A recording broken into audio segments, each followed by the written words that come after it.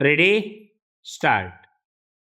महोदय, अब भारतीय प्रकृति ऐसी है कि लोग या तो इस सिरे को देखते हैं या उस सिरे को विराम।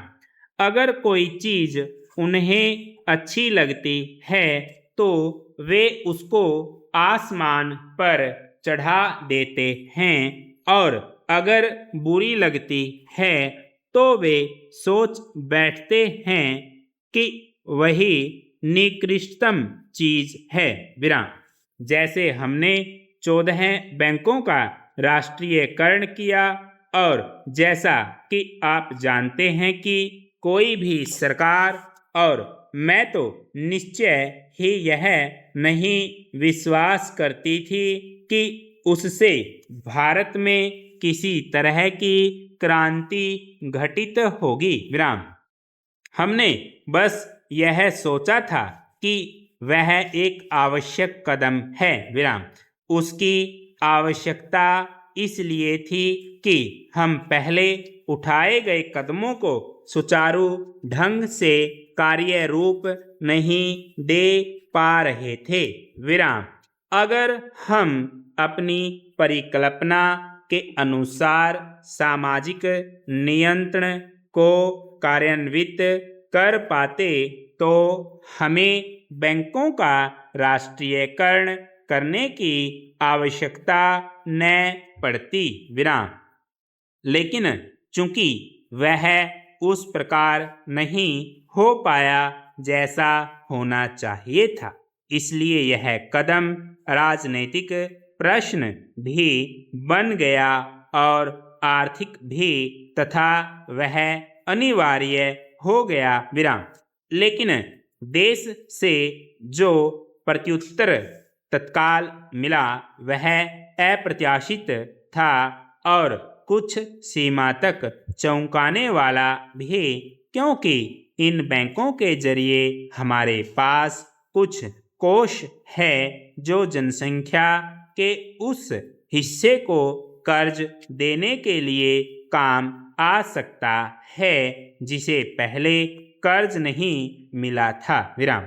इनमें छोटे किसान और शहरों में रहने वाले विभिन्न लोग हैं विराम। स्पष्ट है कि हम जनसंख्या के एक बहुत छोटे हिस्से तक पहुंच सकते थे विराम। हम यह नहीं कह सकते कि गरीबों की कठिनाइयां छूमंतर हो जाएंगी या गरीबी समाप्त हो जाएगी, लेकिन लोगों में ऐसी ही कुछ प्रतिक्रिया दिखाई दी विराम। यह बात मैंने केवल उदाहरण के रूप में प्रस्तुत की है विराम।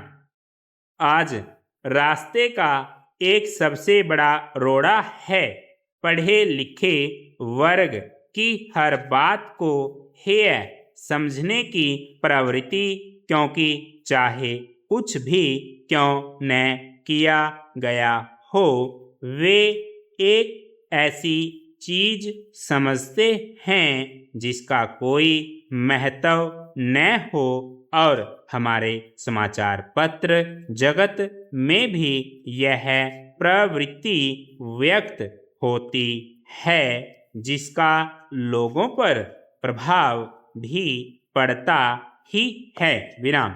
वास्तव में एक विचित्र बात यह हुई है कि हमारा समाचार पत्र जगत जनता से एकदम कटा हुआ है विराम।